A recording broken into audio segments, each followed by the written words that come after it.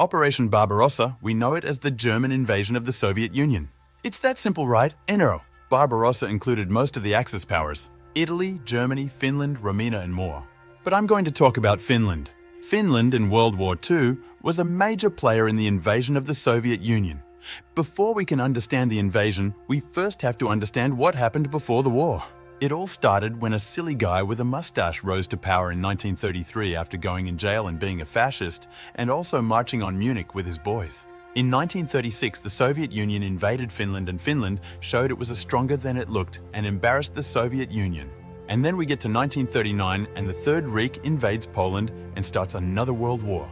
The Poles fought hard but ultimately lost alongside with the Netherlands, Luxembourg, France, Belgium, Denmark, Yugoslavia, and a few more.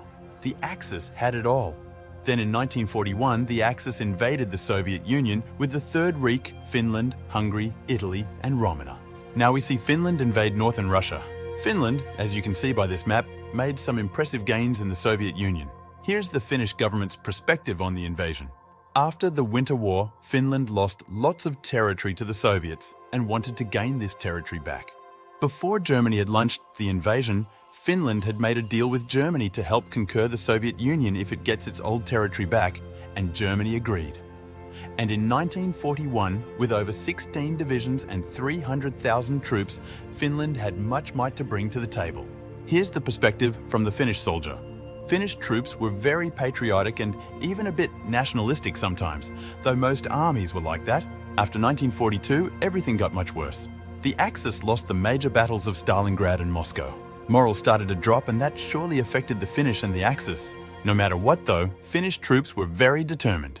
Tell them to take that hill and they'd do it without a question, or they would try. In the middle of 1943, the war was a standstill or a Soviet counteroffensive. Though the Finnish were better off, the Soviet military could throw millions away to win this war. Finland could not do the same. The Finnish started to lose the war, and Finnish troops became less and less determined. In 1944 was regular for the Finnish army. They just kept getting pushed out of the Soviet Union. Then it happened. D-Day. Allied troops landed at Normandy and were pushing the Germans out of France.